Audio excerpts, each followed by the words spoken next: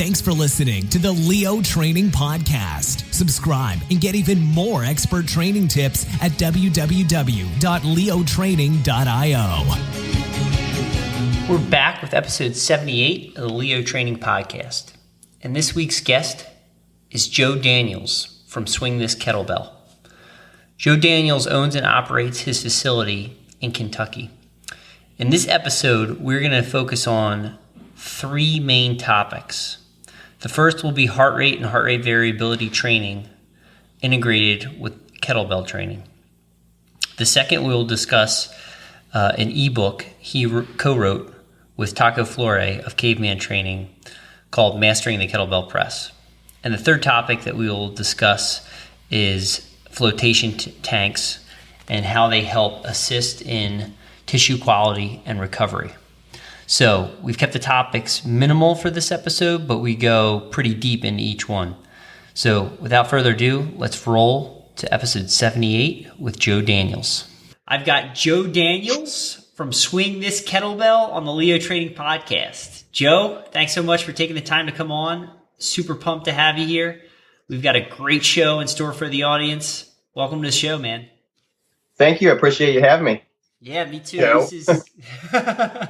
This is great. Yeah, we've been going back and forth, and finally some daylight opened up in terms of time for both of us and stuff. So I can always respect somebody putting in a lot of time in the trenches like yourself. Yeah, it's been a while. There's always something, but it's enjoyable. And it's like, I can't remember who said it. There's a lot of people I look up to says, you know, if you enjoy what you're doing, it's never work. So sometimes it might feel like you're doing a whole lot of it, but yeah, it's like still enjoy it. I love working with people, you know, online, in person, different stuff, and going out in nature and taking people that from the gym, getting them out into nature. That's kind of what we use our place for, is to get them to experience the outdoors better. Excellent, man. That's great. So before we get into all of our topics, why don't you take a couple minutes, introduce yourself, let people know who you are, where you're located geographically, you know, what you focus on, and that type of thing, and then we'll get rolling. Cool. Well, hello everybody. My name is Joe Daniels. I own Swing This Kettlebell and Strength, and we are located in northern Kentucky, right across the river from Cincinnati, Ohio. Pretty central to a lot of stuff. I've worked with, I guess I want to say, I hate using those buzzwords, but people, you know, functional training. My definition of functional training is something that is activities or programming that is going to help the individual client reach their goal.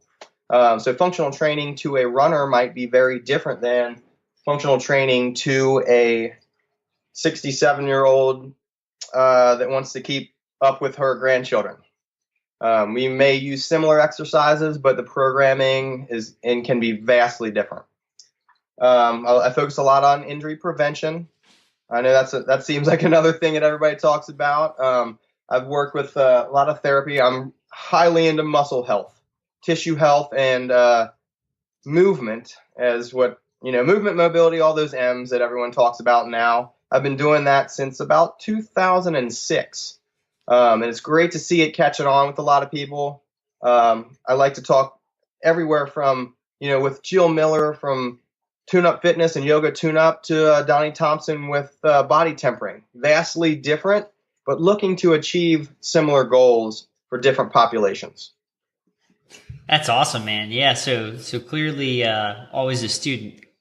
Yeah, for sure. Like I get people, that say, we've been following your YouTube for a long time. Like, you're amazing. Like, well, that's cool, but thank you. But I'm trying to learn from someone that has more stuff that I don't know. We can always learn something a little bit differently. Someone has words that can strike you to understand them better. And I'm trying. That's what coaching is. I think you can have all the words of every textbook ever, every scientific study ever done. If you can't relay that information to the person you're working with, you could be a better coach. Right. Yeah. Communication is key. Sure. So that's fantastic, man. That was great. So, we'll kick things off. One of the first topics that we've got down here, and this is a big one. I'm sure we'll spend quite a few minutes on this. I'm pretty excited to get your thoughts on this. One of the things that you use to train with a kettlebell is heart rate monitor and heart rate variability. And so before we kind of get into the programming aspect, why don't you very briefly describe the difference between heart rate and HRV, or heart rate variability for those in the audience that don't know, and then how you kind of set that up around the training in terms of the protocols or principles behind it. Sure. Okay. So reason I enjoy heart rate training is you could have a group of people that literally looks identical. They can handle the same everything you come up with.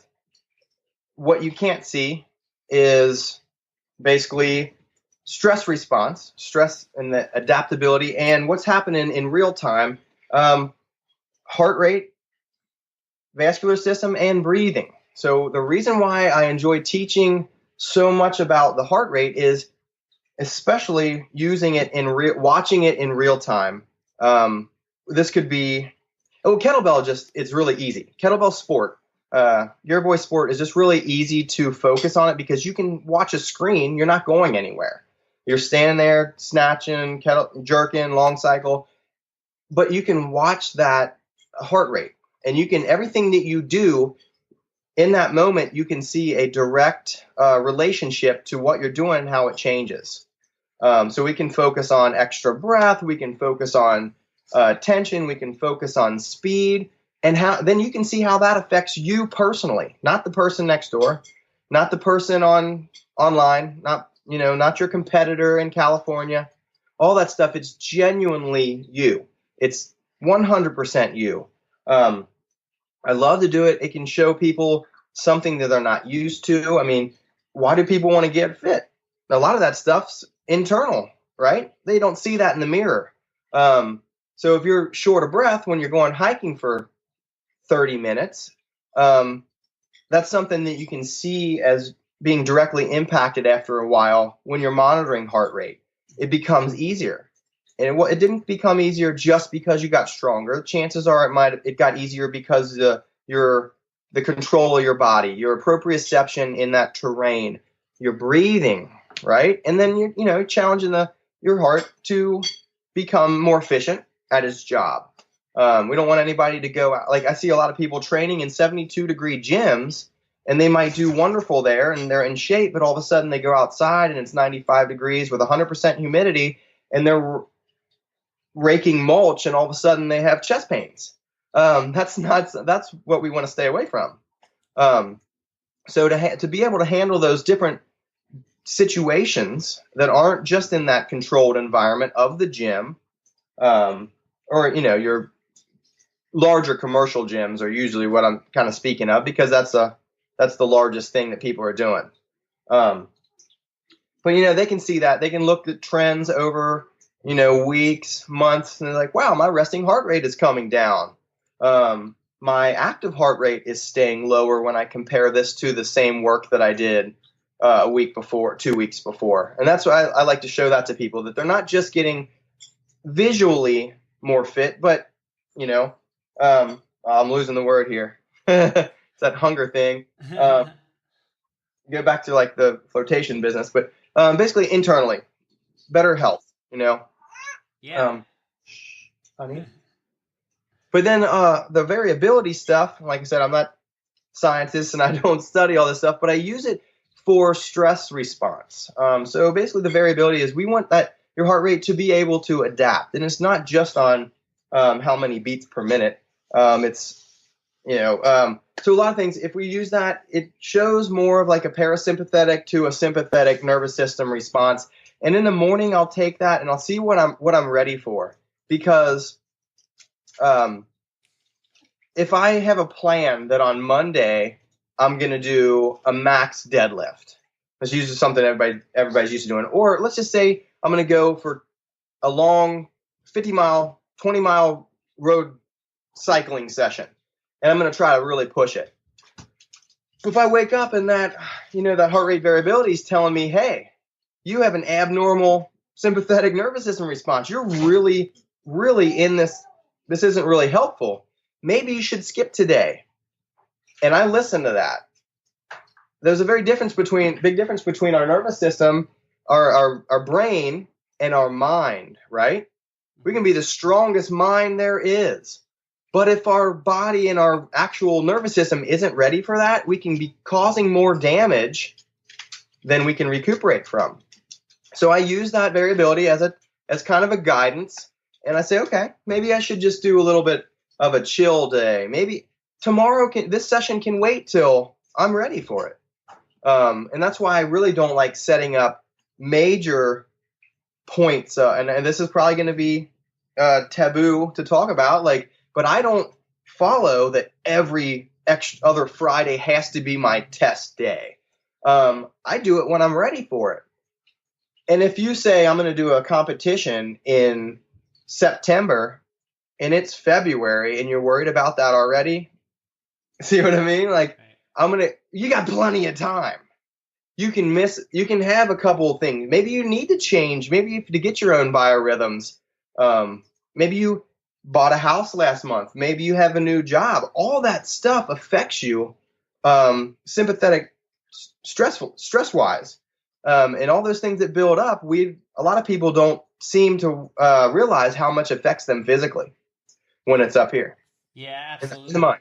Absolutely. Yeah, they usually when people think of or associate the impact of stress, they usually just sort of think of the physical one. They don't think of mental stress, whether it's a job, relationship, just emotions, hormonal, exactly, puberty, like that type of thing, or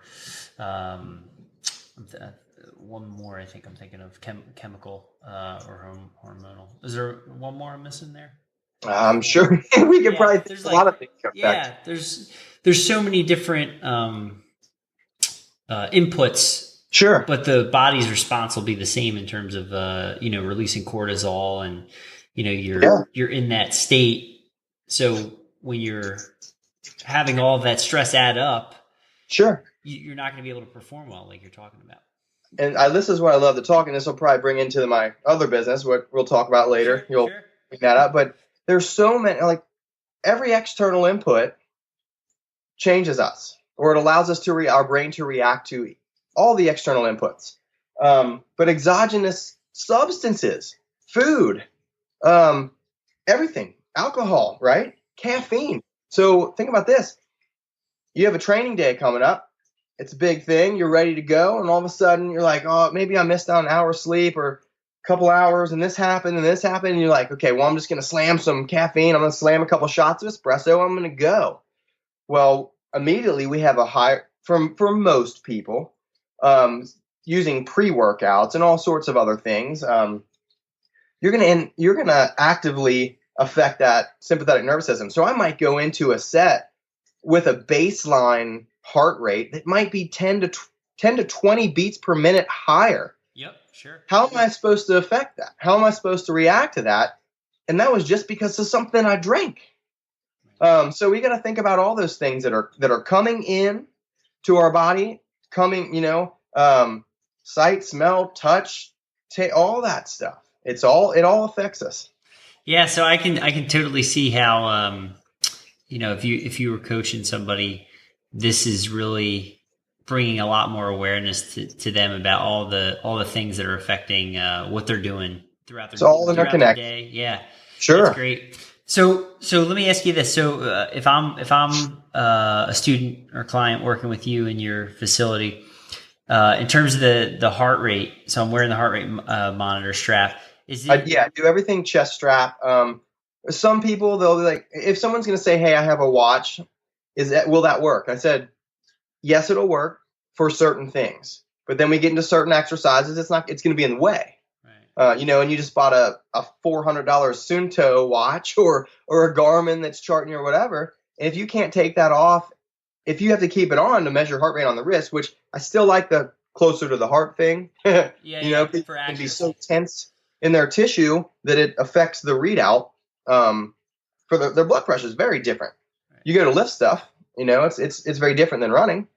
But anyway, so that can kind of get in the way. So I recommend the chest strap that you can wear, and it doesn't impede into anything. It gives you that readout. You can either watch it on a monitor, and I think a lot of those certain different gyms are starting to use that. Like say cycling places, they might have a readout of polar stuff on a large flat screen where everybody's staring at it. 20 people in that class. So we've done it before. Sorry, I didn't mean to interrupt. How do you have it displayed in your facility? Do you have it on a television screen? We have before. I'm still trying to find out the best setup, just because how I have our kettlebell sport kind of faces away from where our kind of media center is. And we had just moved from a 5,000 square foot large place that looks like your normal small business gym, the underground, the hardcore stuff. And so we needed some air conditioning. It was 95 degrees for too long, and I don't want to just work with people that can handle that, because that's almost me being in that 7 hours a day was wearing on me bad. Sure. In the summer, and then the same thing in the winter. So we downsized. I try to do a lot more stuff online, but into a little bit more intimate place. Sorry, my dogs are wrestling there. That's all right. Making weird noises. But so yeah, we downsized to about around 2,000, and it's a lot closer. But so we'll either have a couple tablets or iPads, or people can actually even use their phone. It's if I have a larger iPad, I'll put 5 or 6 people shooting Bluetooth to it, and you can see it. A lot of that's for because I have a lot more experience in watching where their heart rate's gonna be. If I know they have 30 more seconds, I can see where they're at. They may have not had the experience of that time yet. And I can be like, all right, sure. Sarah, let's watch it for a second. I want you to slow down a little bit, because I can just see it just elevating. Now, are you using a specific mobile application or just having them? Okay. I'm trying to envision if they're using an iPad Sure. or an iPhone. Okay. So Polar has a group, like a group app. They have a team app. I think there's Polar. I believe it was Flow. I can't remember exactly what it is. I just know it's on the iPad. Okay. But Polar by itself has Polar Beat. If that comes with any of their chest straps, they work very, very well. And you don't have to be 5 feet away from it. I've been 50 feet away from ours in the large gym. I mean, it reads your stuff. It's real good. I've seen, up to 20 people working at the same time. And I don't think it scrambled my brain too bad. That's great. Awesome, but yeah, so it works really, really well. They changed the name in the last couple months, or maybe half a year, Polar Flow or Polar something. Sure. But they're out there. And they might even have one that's licensed to studios and like I said, cycling or stuff like that. You might have to pay a small fee, but I mean, it's awesome. Yeah, I'll check that out. I have a Polar M400, and I use the sync the data on the I think it's Polar Flow, but I haven't. Yeah. Okay. Yeah. So I'll it's slightly different. So I have the same. I believe I have the same watch. I rarely use that right now because I just kind of shoot that chest strap. You have the same chest strap, right? Yeah, Bluetooth. Yeah. I just shoot it either to this LG phone or to the iPad, and I know that's just Polar Beat. So Polar Flow is definitely from the it does your heart like sleeping cycle and stuff like that, right? Yeah. So that's a good one too. I like. I've done that a lot. That's another thing that's weird. Like all the biofeedback tools that are out there now, I don't think they really take into account a lot of things. So I'm thinking about the sleep quality. How is your sleep quality going to be accurately shown if there's 2 people in the bed? You know what I mean? Yeah, that's a great point. I've always thought that. I'm like, okay, well, this isn't going to work. Right. Like this, kicking around and can't really tell. Yeah, so not as accurate as it's going to be if you're just the common denominator there. Right. Right. There's only one variable, and now you got 2. But anyway, that's the stuff I think. I try to think everything outside of what other people are are thinking. And maybe that's why sometimes it gets a little out there, or someone says, there's no science behind it. I'm like, yeah, that's why I'm testing on me first, and I'm not telling you to do it. Do it if you try if you want to. Here's a study that coincides similarly. Cool, man. That's great. I love it. You're, testing everything out and sharing it. So it's fantastic.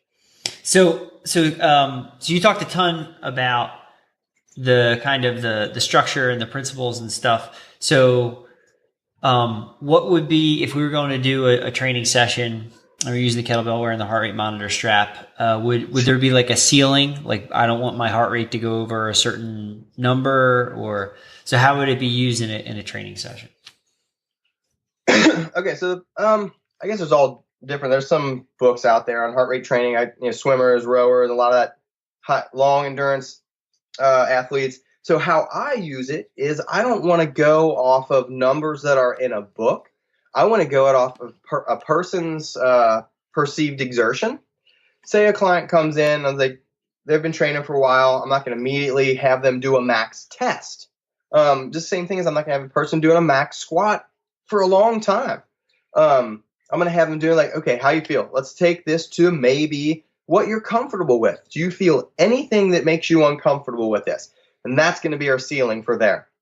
So then we might work with, kind of pushing that ceiling up slightly over the next couple weeks, next couple months, until they're, I can tell, okay, this person has a good feeling for what they're doing. They're mechanically sound in the movements. They're aware that they're not professional athletes. They're not getting paid what they're here. They're paying me to help guide them for a better quality of life. So I'm not forcing them to do, these high-end athletic workouts. So they're not college athletes right now. So I'm really trying to get them to understand and feel that interoceptively. So basically their internal workings, their feelings, how is their heart rate? Do they feel okay? Couldn't they push it up a little bit more? So say a 3-minute snatch test. They just alternating their hands anytime they want. And where it gets to, say they reach 85%. So we might retest that in a while, and maybe they get to 3 minutes and they have 10 more reps and their heart rate reached 83%. So we're showing them that they're getting better metrics out of that. And that's what I try to do. Is then maybe I have somebody that wants to take it to the next level and do a kettlebell sport. And we might push it. And I'm like, okay, here's your ceiling. We're going to stay off that instead of, powerlifting weight references. If they have 100, say their maximum is 200. We might say program this for working up to 90%, then 95% next.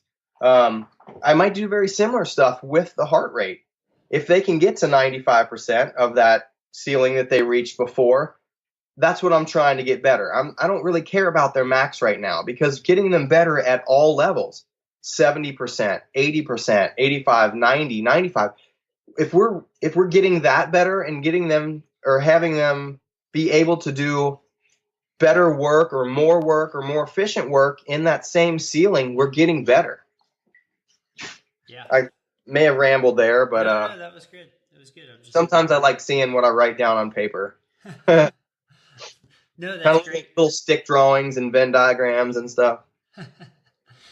So you really like to work them through a wide range, so they're hitting kind of all those different sure. perceived rate of exertion efforts zones. I'll give a kind of an example for when I do kettlebell sport. So I do both long cycle and snatch. So long cycle is 2 kettlebells, double clean, and then jerk as many times as you can in up to 10 minutes without setting them down. So on the other side, you have snatch or jerk. I don't do biathlon. I don't like just jerk. I like clean jerk. So anyway, snatch, you have up to 10 minutes, as many reps as you can with a given weight, one hand switch. Okay. So now here, to me, this is why I don't think gear voice sport is the absolute best. I don't push people to do sets, because then the limiting factor is their grip. So I'll let people switch their hands anytime they need to, because we're working for full body, and internal muscular efficiency, heart rate, breathing efficiency, and I don't want that to be limited by what their hand skin can do, or what their right arm grip strength can do. So yeah, I'm kind of off there. No, that's it. That's a good point. I mean, instead of allowing the grip endurance, the grip strength endurance to be the limiting factor, you're just taking that away and saying, okay, switch the hands as many times as you want, Sure. and you're continuing to get repetitions and movement, Yeah. in. So the conditioning really improves. Sure. And probably as a result, if they're continuing to go, their grip strength over time is going to get better. Yeah, it's a lot of stuff. Even if I do strength exercises, instead of doing, say, the other day, instead of doing, say, floor press, I did a one arm fat bell floor press. Donnie Thompson's fat bells. I was doing one arm laying on the ground. I had an 88 pounder. And what I like to do, instead of doing sets of 15, 20 reps or something like that, which is probably not going to happen with a close to 100-pound weight, what I'll do is ladders of 5 right, 5 left, 4 right, 4 left, 3, 2, 1, all the way down. So cumulatively, I've found balance between the left and right. I've found balance between control. I've trained my arm for a total of 15 presses on each side, yet I've trained my body for 30 in a row for stability. And then, I'll go and test. I'm like, okay, if someone can do 6, 5, 4, 3, 2, 1, and that's 21 reps on each side, I want to see if they can do 21 consecutive. And it usually doesn't happen. So what I'm doing is I'm accumulating the work without failing on just how long the endurance of the structure is. And I have videos out there kind of to show what I'm talking about. I'm sure people are like, he's lost me. But just I'm sure you've done ladders. You do more hard style, I believe. Yep. Or strong first. Yep. Okay, cool. So I'm sure a lot. I think Pavel was pretty big into doing ladders. Clean and press ladders, 5 right, 5 left. Work your way down, and if you can do 3 of those or so, I mean that's a good amount of work. Right. Yeah.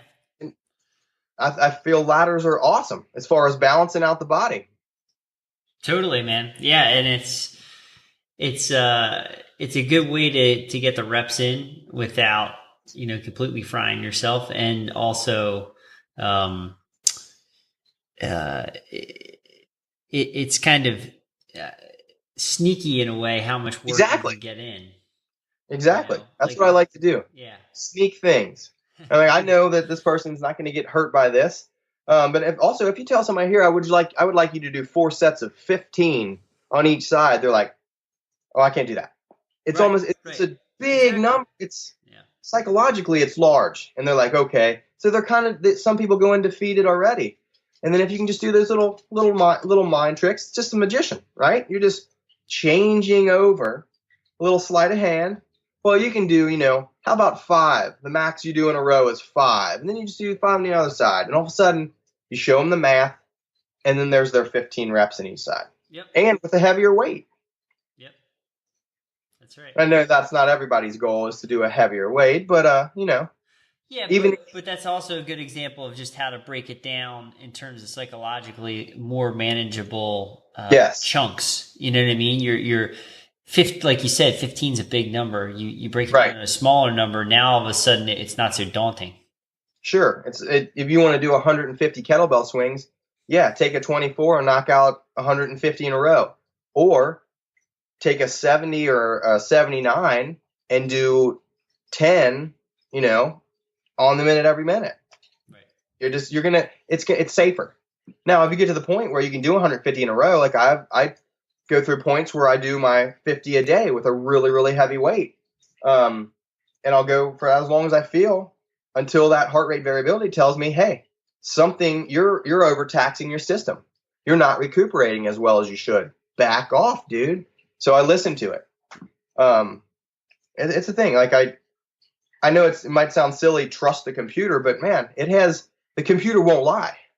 So, it's not going to tell you. Yeah, it gives you yes or no answers. It tells you exact concrete evidence of where it's at, not saying, well, my heart rate hit, I can start out and I'm hitting 180. Like, why are you hitting 180? You're normally at 160 here. And then you get the real story. Like, I had an argument with my boss before I got to the gym, and, and then I went out and I was frustrated and I'm just here to throw stuff around. You know what I mean? Well, then we're not trying for all this stuff today. You can get some of that out, but you're already worked up, and you're too worked up. So that's where I see people getting injured and stuff. Yeah, that makes sense. I could see that. They're already in a heightened state of stress. Yeah, and that's one thing I don't agree. And once again, I'll probably get a lot of flack for saying this. I don't agree with competitive exercise. Call it whatever you want, but competing against everybody else in the room every time you work out. That's not a driver for me, and I see a whole lot of injuries coming out of it. So what I try to do is I give them the ways that they can compete against themselves. Make sure that they're better, or they're going in a way that's going to make them somehow better than they were a couple days ago or a week ago, and not just trying to race Joe. I'm not trying to race you every single time we sit down, and you're not trying to race me every single time. As soon as we get that ego thing to go away, and I don't need to write my chalk number out there and always be on top. I'm okay with that. If I can focus on making everything that I'm doing being a positive towards my goal, I've always been better. Totally. Yeah, I totally agree with that. I mean, having been in a collegiate environment where at one point you were practicing next to your teammates and stuff, and there's that exact competitive kind of environment you're talking about where almost every day can kind of turn into a mini race. Sure. Sure, and then you get to the race, it's like running half a marathon before the half marathon on Saturday. Right. Yeah, and you're toast. So some of that's learning a lot more about how the physiology works and stuff, and then some of it's also just maturity and realizing, like, man, I really don't want to go that hard all the time, and I want to. Training should be very enjoyable. Thank you. Like I said, unless you're getting paid, I mean, I'm sure there's some professional athletes there that, enjoy getting punched in the face. I mean, they're getting money for it, and then there's some that's not. Right. And, some people enjoy, that's fine. And that's, but my whole goal is to do this, is to help people learn things that they can do for a sustained period of their lifetime. Totally. That's why I love kettlebells, and people, if you teach correctly, I mean, like I said, everybody's going to, it's the internet. We're going to have bickering between what's correct and what's not, right? Sure. But I think if you're teaching somebody, I think kettlebells are wonderful. We have 70-year-old clients. We have 7-year-old clients. And they've all touched kettlebells, and very few of those groups are using barbells. I mean, I see people that are competitive athletes with barbells right now that they're lasting less than a decade before, and then they love it, but they're going so hard into it, and especially if it's not making them a living. What's the end of it? Like quality of life. I hate name dropping, but there's a lot of people that I've been kind of talking with lately. It's the quality of life after your powerlifting days. It's the quality of life after your competitive cycling days. If you're pushing this stuff so hard that you might not even be able to do any of it, and you love it, there's where the depression, there's where all the other chronic injuries happen, and then you're having a house that doesn't have any steps. Right. Yeah. Like, well, forget about me living out in Oregon because I can't hike anymore. you just miss out on a whole lot of stuff because people are just going in this world. It's just 100, more. They're trying to do more than 100%, which isn't even possible. That's right. Yeah, your body's gonna slow you down before you get there, just out of safety, and that's when you get hurt. Yeah, pain. I love it. Like pain is a signal. It's a warning sign.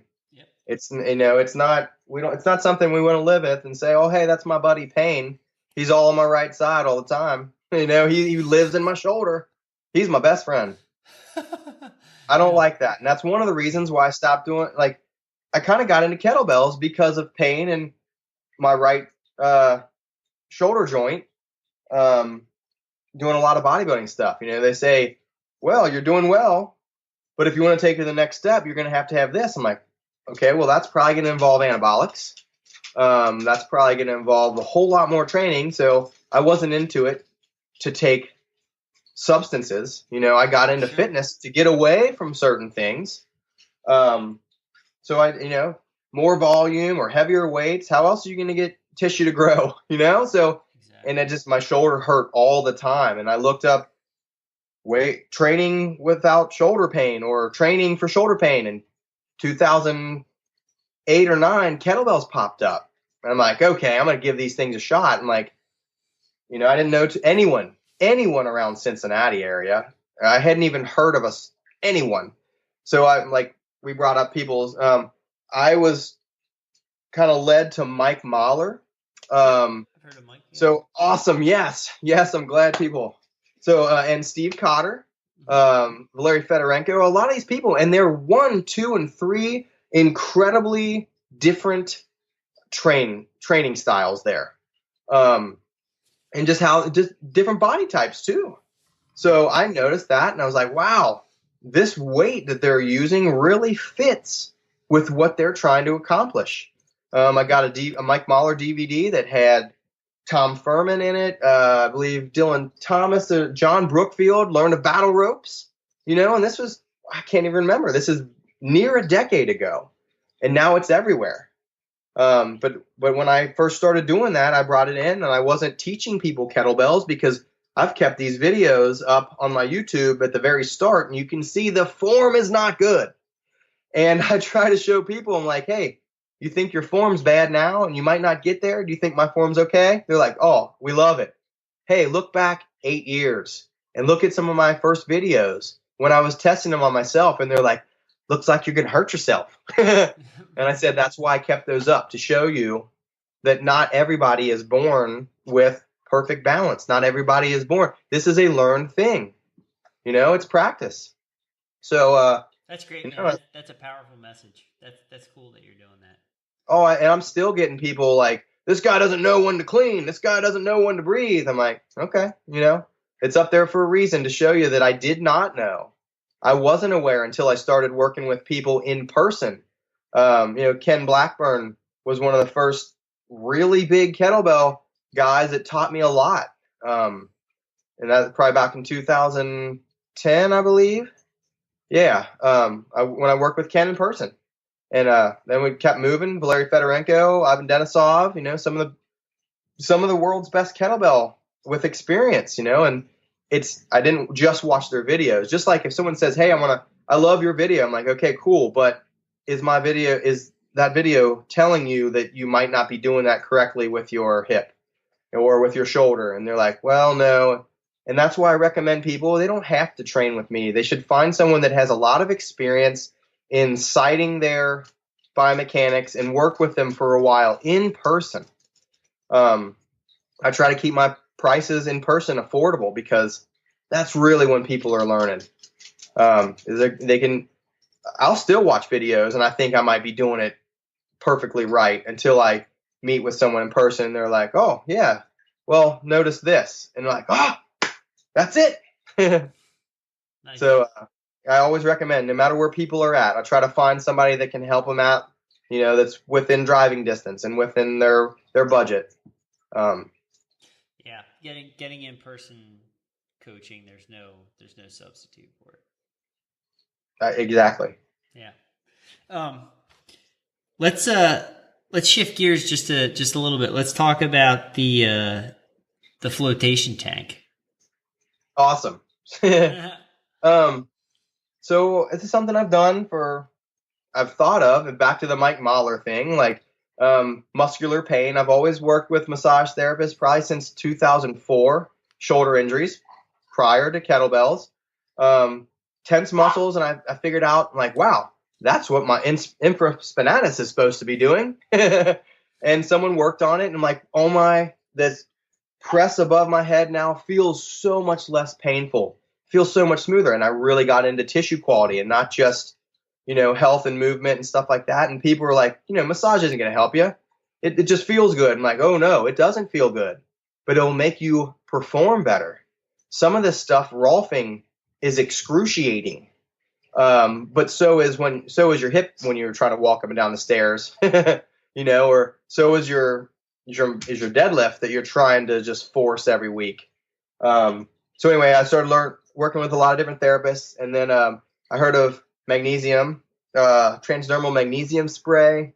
Started using that magnesium chloride spray, kind of just rub it in sore muscles. Great for basically anything, but forearms I would use it on. And then I'm like, floatation tank? What is this? So now it's all over, NBA professionals, football professionals, they've used, we've had several of our local Cincinnati Bengals use our facility, a lot of other athletes, but I mean, mostly it's normal people. It's like people that are stressed out of work, people that are, have just had a new house or stuff like that, or just anxiety issues. It helps with so many things of the human organism. It's a bit. You mean do like a quick rundown of what it is? Yeah, that'd be great. That's exactly what I was going to ask you. Yeah. Okay, sorry. I try to read minds, but No, it's basically, I've written about this a couple times. I can't stand the phrase sensory deprivation. And that's what a lot of people talk about it still as. It's even some of the earliest researchers. I have books from them talking about how it's not sensory deprivation. No one's depriving you of anything. There's no nerve severing, everything's there. If anything, it's sensory heightening in an environment of reduced stimulation. So think about this. You're in water that's your skin temperature. Okay, so your ambient skin temperature is 93-ish, 93.5 degrees.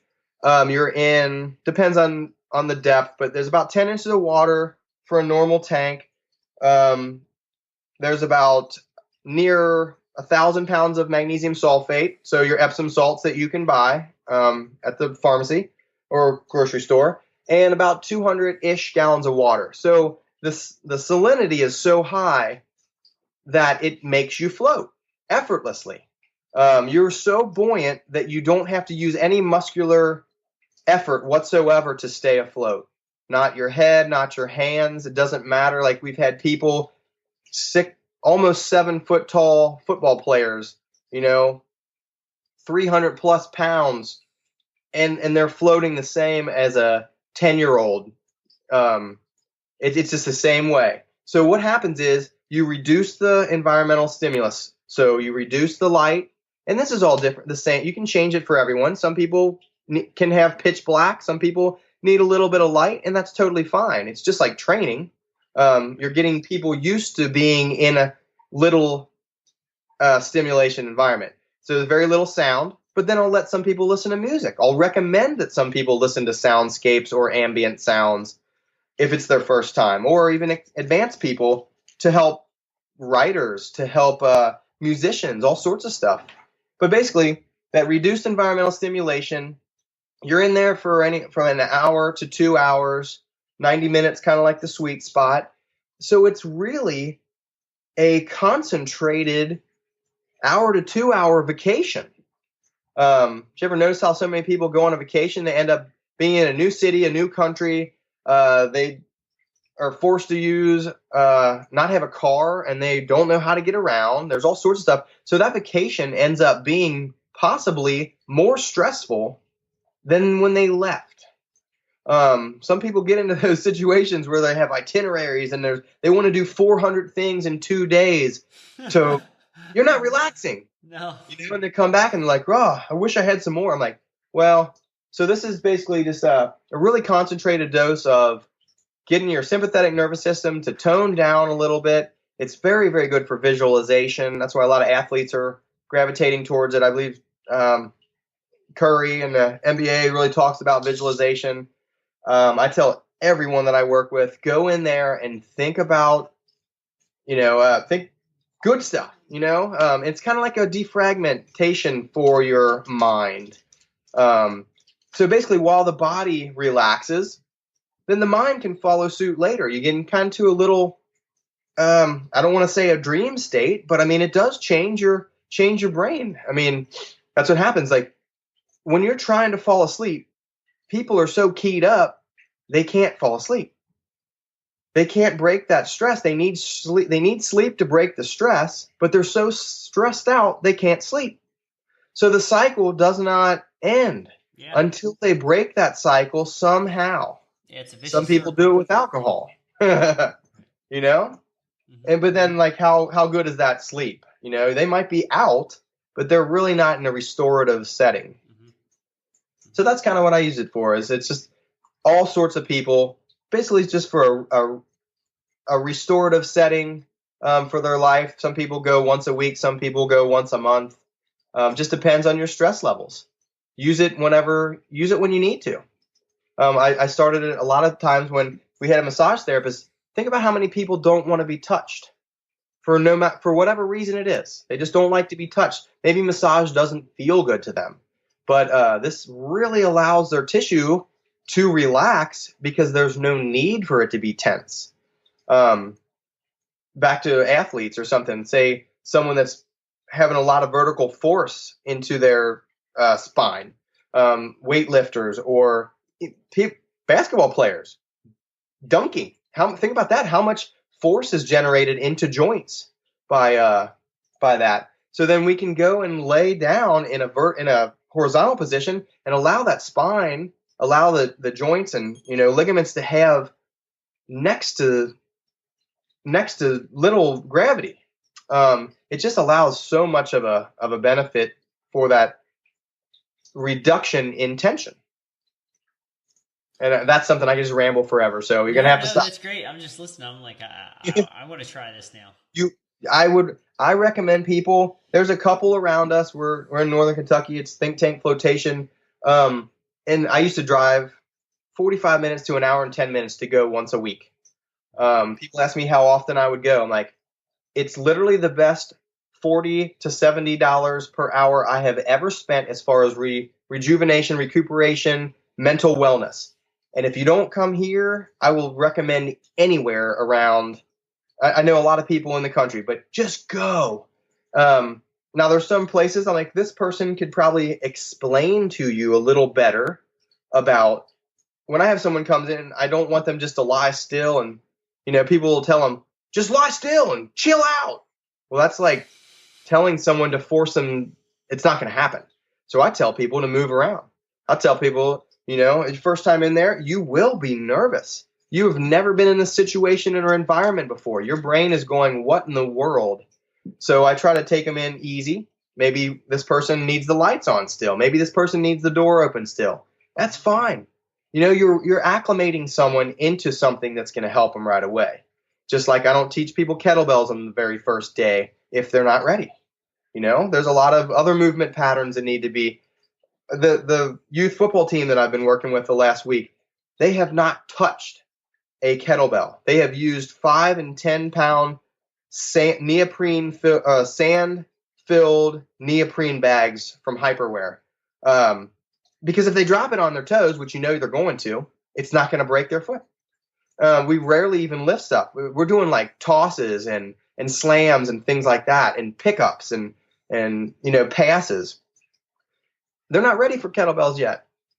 A lot of gyms will say they are, but that's just me. I'm more safety oriented, and I want them to really understand their body before we start adding a lot of additional weight, especially things that can hurt them.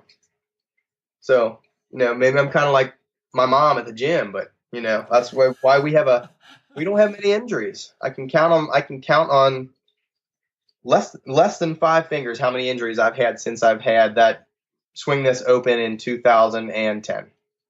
That's awesome, man. That's my goal.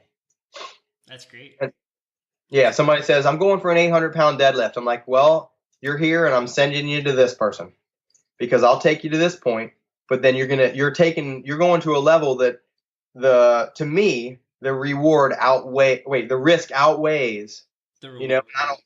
I'm going to take you to someone that has a lot more experience with that. I've never lifted 800 pounds. You know, I've lifted a lot, but I've never lifted 800 pounds. Right. So I'll recommend people. I think that's what makes a better coach is knowing when to refer out. If there's something beyond your skill set, like I said, I'm probably talking a lot more, but I love referring to other people.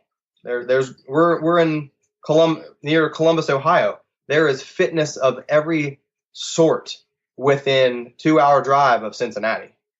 Oh, I'm sure. If someone can use, if there's knowledge that I don't have, I will immediately say, hey, go talk to this girl. Go talk to this guy. You're into CrossFit. Here's one of the best ones there is, and it's close to Cincinnati. Right. Exactly. That's good. You stick to your roots, what you want to focus on, and also the principles behind, the culture that you have there. And if they have other goals that don't kind of align with that, then you help them get in the direction they need to go. Yeah, like I try to be the coach without an ego. Like the last time I competed at the Arnold, I went up there not because I was trying to break my personal record, not because I was trying to compete against anybody else, but I had 3 or 4 new people that were doing their first kettlebell competition, and I wanted to take a little of their anxiety away from them by sharing it with them. And I just did my best, and I had people who came up and say, wow, your form. I'm like, that's what I wanted to demonstrate. Rep after rep, focus on form. I'd rather have you come up and say, I thoroughly enjoyed how smooth you made that kettlebell snatch look. It didn't look like anything. And then that person next to you or that person down the line looked like their arm was going to snap off. But they got this amount of reps. I'm like, I know. They've been doing it for a year, and I've been doing it for this amount, and I'm still doing it. You can see people come and go, especially on a competitive level. I enjoy it, so I want to keep doing it. Yeah, absolutely. Sustainability, longevity, that's the name of the game. Mm-hmm. Cool, man. Got one of my tags, I guess, on Instagram is less pains, more gains. Yeah, I like Instead that. of no pain, no gain. I'm the opposite. I want gains, but I also don't want pains. It's not fun. That's right. That's right. Cool, man. Well, I think we have one more topic before we get into rapid fire, and Sure. Do you want to talk about the press ebook that you co-authored there with Taco Flore? Yeah. I enjoy working with people from everywhere, and that's the beauty about the good and the bad thing about the internet, right? Yeah. So there's all sorts of information out there. He asked me if I wanted to add some stuff. He had so much stuff out there. It's great because that's what he does all the time. He's putting stuff out there. So what I wanted to do is see what I could add without kind of, walking on toes. So a lot of my stuff was based on getting the person, thinking about what they're doing. Why am I doing this exercise? Why would this benefit my shoulder? Why would this press be good for me? If there was 37 presses in that book, if you're doing all 37 of them, there's actually chances for injury, So I was trying to get people to think about injury prevention and utilizing these exercises to best fit them. Not just to say, there's a million exercises out there, and I'm not going to do half of that. They might look flashy and fun, but they're not going to fit everybody. So that was kind of one of the things I wanted to help with that. Just to put a lot of information out there. A lot of the books that I've seen are kind of, I don't want to say not very much information, but there's a bunch of pictures and not much description. So we tried to add as much stuff in between the lines there too. You know, a lot of lines, but also a lot in between the lines, so people can think about it. We got some good feedback. But also, I've been doing so much stuff online, kind of in the background. Got a lot of other things to do. Coming up with something about using kettlebells for actual hypertrophy and mass and structural integrity. You know, a lot of people think you just need to be big to play football. Well, if you get too big, you can't move. You know, joints suffer, movement suffers, quickness suffers. So I like to help people get as strong as they can in the package that they need to be in. But at the same time, some people do need that extra mass because you're getting hit. You know, a lot of that stuff, it definitely helps. So kettlebells are wonderful. They just fit so many people. So I like to add them for. I don't have a single client that, well, unless they shouldn't be lifting weights, but that are not using kettlebells. I think a lot of people that get into it, they're kind of afraid. I was afraid of them when I first picked them up. The first time I went to the float tank, I was like, oh, whoa, what is this? Freaking out here. You know, and I asked the dude a million questions, and I would much rather talk and give a person that's going in for their first time, I'd rather, you know, give them 30 minutes of my time and have them be way more comfortable than say, did you watch the video? Okay, I'll see you later. And then the door closes, you know? So yeah, there's a lot of stuff I got going, just trying to basically talk about what's kind of not out there, or I kind of like to play devil's advocate. Somebody wants to do, 50 swings a day. They're like, I saw your video. I got a 60 kilogram bell. I'm going to try to do 50 every day for 2 months. I'm like, that's probably a horrible idea. And they're like, but you said heavy. I'm like, what's your experience? No, I just got kettlebells last month. Okay, bad idea. Right. No matter what, bad idea. Right. But there's some ego all around. I try to help guide people so they don't get hurt. Kettlebell didn't hurt you. What you did with it, you know. That's right. So a lot of places throw them into people. They're like, well, I can snatch a barbell. I'm like, oh no, I know. 2 kettlebells are insanely different than 1 barbell. Yeah, that's for sure. So many people don't have unilateral stuff. You know, they're like, I had a guy that was pressing an 88-pound bell, it was a fat bell. And he's like, dude, I can get 10 on my right and I can get 6 on my left. I'm like, then why are you going for all your barbell stuff right now?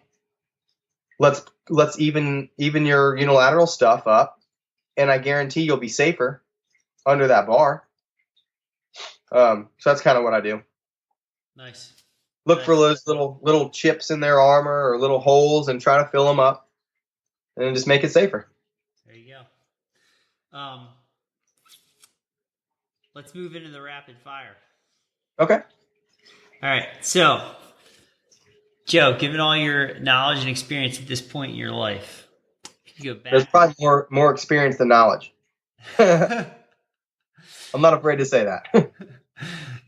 If you could go back in time, what advice would you give yourself 10 years ago? Ooh, 10 years ago? If you're going to do this as a business, do it as a business, not as a friendship. Training wise, I love helping people, and sometimes helping people doesn't pay the bills. You know, Yep. I'd much rather give the shirt off my back, or yeah, okay, so you can't afford this. Well, let me help you. I'll give you this, or not keep it. No, just maybe not overdo it. When I first that's 10 years ago, I was getting ready to get kettlebells, and I did so much. I was addicted to working out again. Like I said, I got done with there's a kitty cat. So I got addicted to training again, and sometimes when these things you got dopamine's flowing around, it's kind of hard to stop with stuff. So I was doing a whole lot of snatch sets, and all of a sudden you're having contusions on my forearms, and like, well, I guess that's what it is. I didn't have anybody to tell me that it wasn't. So now when I see people talking about, I have this coach, I have that coach, and I have these pains, I'm like, well, it doesn't matter what coach you have. Take care of those pains. Otherwise you're not going to need a coach for anything. Right. But yeah, so that's what I tell myself. Just a little bit more moderation. And that's kind of, I guess that's why I like the heart rate variability and doing the flotation stuff. Is it makes me really think and see outside another set of metrics that I can watch, more biofeedback. Absolutely. Let me rein my cat in right here. That's okay. No, I totally agree. Yeah, it's that's a really good tool to give you feedback on what's going on internally in your body. Sometimes a little bit more introspective than you may be. Well, one of my favorite things is cycling, mountain biking especially. And think about this. You can go into a room, do kettlebell stuff. Let's say you're doing, Turkish get-ups, swings, whatever, or a 10-minute snatch set. And your heart rate is going to have a ceiling, because then let's go out and go mountain biking for 10 minutes. And all of a sudden you've nearly hit a tree. A deer runs out in front of you. Your buddy almost crashes into you from behind without warning. Where's your heart rate going to be? I guarantee the adrenaline is going to be much higher during that mountain bike ride than in a kettlebell gym. You know what I mean?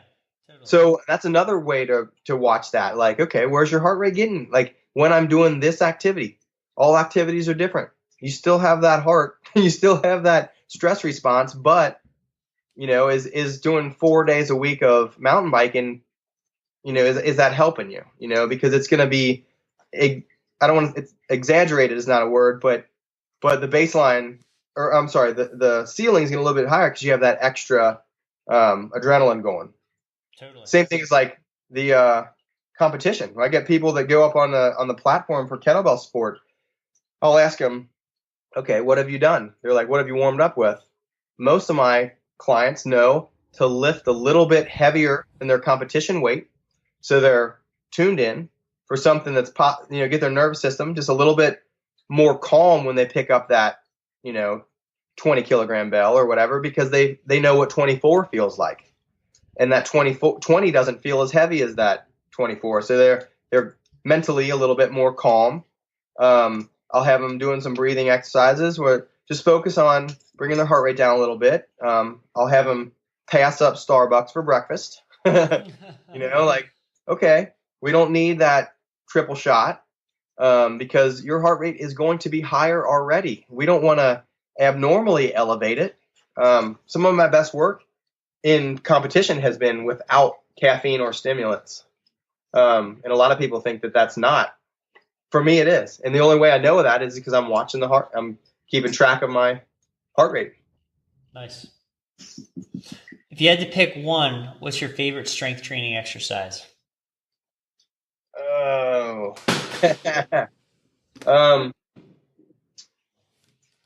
I really, really like kettlebell snatch. Or just unilateral snatch. Kettlebell, fat bell, dumbbell.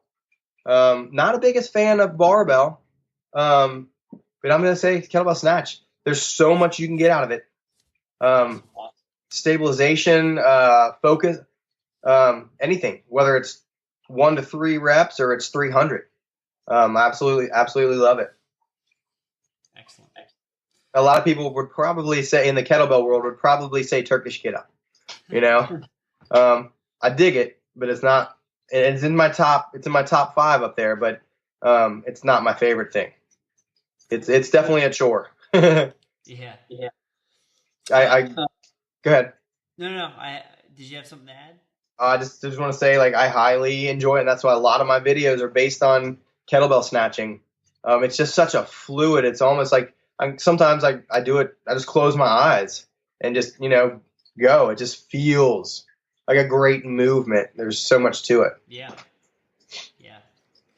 I like it too. It's good. It's got some explosive qualities to it, and there's a little bit of smoothness and grace to it as well. Mm-hmm.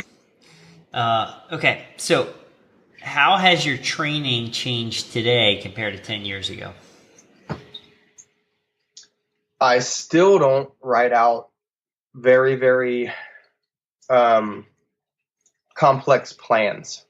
I used to keep track of every single thing and try to do every single thing.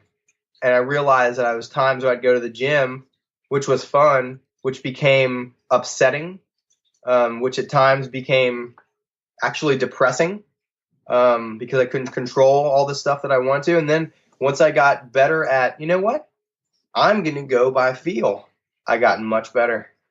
But I realized that not everybody has that quality of not being. I mean, I'm pretty good at not lying to myself about how I feel. If I say I'm absolutely whooped, and I'll go in, if I tell myself that I shouldn't be doing something, I won't do it. I'll focus on restorative stuff, recuperation. Maybe I'll go float or call for massage or work on tissue, fixing stuff. And I'll watch people at the gym. I'm like, okay, I'm glad I did that the next day. If I did what I wrote down, or what if this person, when I work with a coach, you're like, okay, Monday has to be your deadlift day. I'm like, okay, well, guess what? Sunday I didn't get to eat anything. It's gonna mess me up, physically and mentally. So I had to postpone it. There's another day, so I'd rather lift another day and instead of not be able to lift another day.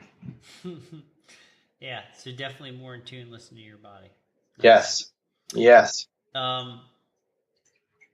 Okay, you already touched on this, but real quick, Sure. Re-summarize. What injury have you had, and how did that affect your training? Okay, let's see. I've had plenty of small, little, repetitious strain injuries, and I think a lot of that comes with coaching and demonstrating, right? So whatever it is, whether you're a cycle coach, if you're showing somebody, or creating videos and you're going at it more often than the person you're teaching is, because you're teaching 10 to 200 people, So some of those things, I've had some flare-ups in rotator cuff issues, infraspinatus, supraspinatus issues from constantly working on stuff. So I try to alternate. I'm right-hand dominant, so if I demonstrate a kettlebell snatch, I naturally want to grab the kettlebell with my right hand, and I almost have to force myself left. So I might wear a watch on my right hand. So you know what I mean? So I don't want to smash. There's $200. I don't want to smash that. So it forces me over left. But an actual injury where it required surgery, and I don't even know how this happened, but I had to get my meniscus repaired. I couldn't walk downstairs. It snapped. I heard a crack. My knee was causing me pain, and it did it oddly after kayaking a lot over a season for fun. And I'm not a big runner. I'd much rather sprint or carry a lot of weight and hike. I'm not a runner. I never have enjoyed it. Even if I've had a running coach that watched me, I'm like, I just don't enjoy it. So there's other things that I can do that I do enjoy, and that's what I focus on. But so anyway, I had meniscus repaired. And when you go to a orthopedic and you say, instead of being a professional hockey player or a basketball player, they're like, well, what do you do? I'm like, I'm a kettlebell athlete. And they're like, a what? You have to describe it. And you're like, oh, so like Olympic lifting. I said, yeah, but times 200 repetitions. They're like, what? And I describe it, and I'll show them videos, and they're like, oh my. I'm like, okay, so you're not saying that's going to kill my knees doing, 200 jerks in a row? And they're like, well, so what we talk about, and so I had my knee repaired, and this guy worked with me at Commonwealth, was great in Northern Kentucky. And when I showed him what I did, and I said, I'm really in tune with my body, and I want to come back to this level and compete more. He said, okay, well, I think you can do that. I'm confident in what I'm going to do is going to allow you to go back. But start with 50% of your weight, and high reps is good. I'm like, oh yeah, that sounds awesome. So I started, instead of doing, 28s and, anywhere from 24 to 32 kilogram kettlebell jerks, I dropped down and I was doing 12 and 16. And I did that for a couple months. and people are like, aren't you ready? I'm like, nope, I'm not ready. I'm going to keep I want to stay and focus on getting even better form than I had for the last 5 years. And then I came back and I did better than I've ever done in competition a year later. So, when you have professionals working with you, heeding their advice is probably a really good thing to do. If you say, "Oh, I feel great today," you might feel great today, but that also might be the Percocet talking. So you shouldn't try your max deadlift, just a month after you've had surgery. Even though you feel like you can get it, like I said, mental versus actual nervous system and joint is very different. Sure. So I built up a lot and came back and set some pretty good personal records in a competition after I had knee surgery. That's awesome, man. That's awesome. That's the only injury. Okay. Yeah, that's so. But you came back from that stronger than ever. Yeah, and now we don't even know where it came from. It could have been a football injury in 1996. Playing high school football. I mean, I remember having knees hurt, and that could have been from running too much. Without anyone telling you your form's better, other than, hey, you just cussed at the coach. Now you're going to run for 2 hours. That stuff. Those types of punishments that are really kind of pointless. Yeah. What's one thing that high school athletes should be doing more of to complement their training and their health? Not staying on social media until 4 a.m. and getting up at 7 to go to school. I love that. Good. Because it's not video games anymore. It's social media. Oh, man. And then think about it. And then there might be video games, but it's constantly. So so here's why I'm getting younger and younger people come into the flotation tank is because they're so worn out mentally that they have very little energy, and it's become just basically a caffeinated existence.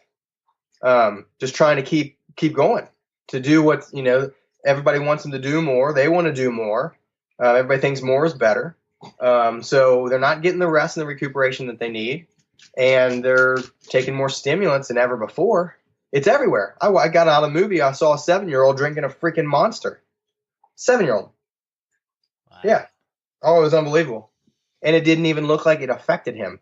That's what we got. We have people that have 60 grams of sugar and 200 milligrams of caffeine. I'm 215 pounds and pretty solid. It affects me. you got a person half that weight that's drinking that stuff, and but that's what no one's talking about it, Right.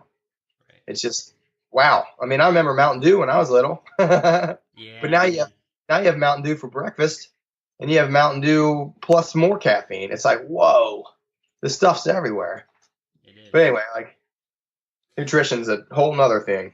But yeah, so basically get some rest, take care of yourself. When you have pains, find somebody that's actually going to listen to you. Some coaches won't listen to you. Some parents won't listen. They're like, oh, it's just growing. No, my knee feels like it's got something stabbing in it. And if most kids are pretty truthful about their body, I feel. So they got a bunch of pains, and I think it should be something looked into. Yeah. What's your favorite meal? Oh, wow. I love Asian food. I love minimal processing. I'm not really a fan of American food. I don't know, a bunch of sauces and stuff. I love Asian food. I love Korean food. Bibimbap, a bowl, I love it. A bunch of different vegetables, a bunch of different everything. Yeah. Vegetables and stuff that's grown from the earth pulls your nutrients and your minerals in that keeps your body working. So if you just sit there eating, 400 grams of protein and here and there some potatoes and saying that's a vegetable, it's not going to be very optimal. Or, I try not to. I'll have donuts occasionally when I'm trying to come back from a 30 or 50 mile bike ride. But for me, just doing a 45-minute weightlifting set at the gym, I don't need to pound 7 donuts after every single workout. I like to keep my cells healthy, or at least to think it, So, I'll have something that I like, here and there. If I want I love angel food cake. So I might have a couple slices of that, here and there. But normally I wake up and just have healthy, good, whatever, healthy's relative, I like a lot of foods. I like a lot of vegetables, lots of fruits, nuts. But yeah, I love Asian food. I love Korean and Thai. So that would probably, I could probably eat sushi every day. It's just simple. I don't want the Americanized version. I don't want 400 different sauces on top of it. I love, just fish, rice is delicious for me. Nice. Simple. But yeah. Two more. Sure. What's one book everyone should read? This is something I'm stuck on right now, and it's totally fantasy. It's Stephen King's The Dark Tower series. Man. So there's 7 books that you must read. All right, one series though. That's good. Oh, yeah. I think we live in, I don't know. I'd say if all you ever read is something nonfiction, then I think you should read something fiction. If all you ever read is fiction, then you should probably read something non, Yeah. So I don't know. I think everybody's so different. That's something I really enjoy. I read so much books on anatomy or wellness and stuff like that. I have to get away. So if I'm reading about gunslingers and people that can read, telepaths and different times and different dimensions, that's what helps me find a balance. Yeah, that's cool. That's cool. So sorry I don't have a title for you. Oh no, that's cool, man. That's good. Final question. Who have you studied or do you continue to study in your career to improve and get better? Oh man. I don't think I can have a single name. It doesn't have to be one. You can pick more than one. Some people? Sure. I'm big on the people that are out there pushing people to take better care of their bodies. I highly enjoy Jill Miller's work with Tune Up Fitness and yoga tune up with her, the therapy balls, and I thought Kelly Starrett did a wonderful job in the last 5 or so, whatever, 3 or 5 years with Supple Leopard stuff. Donnie Thompson, I really like his push for people to take better care and focus on not just heavy lifting, but taking care of your machine. There's a lot of stuff out there in the wellness stuff, but I can't even think. There's so many names. I've studied so much stuff about the flotation stuff, and there's so many basically neuroscientists and stuff that I've looked into. There's some someone that someone might not know is at the Laureate Institute for Brain Research. There's some cool stuff by a guy that uses flotation tanks and wireless MRI stuff. Is Dr. Justin Feinstein. We go to the flotation conference for the last 2 years in Portland, and there's people from all over the world that are doing really cool research on the human brain and nervous system and how it's getting overrun with stimulation. And if we want to have, more optimal or better lifestyle, we have to find out something that balances us. So those are some people, people in my life that, that aren't just fitness based or, like my family and stuff like that, girlfriend and little girl. Those are people that I, stay really close with. And, sometimes I see a lot of stuff. I might not say a lot of stuff about it, but, it's always been a driving force for me. Probably have, a little tearful ending. Excellent. Yeah. Fantastic. Well, hey, Joe, this has been a blast, man. So much fun. I'm really glad that we got a chance to sit down and chat.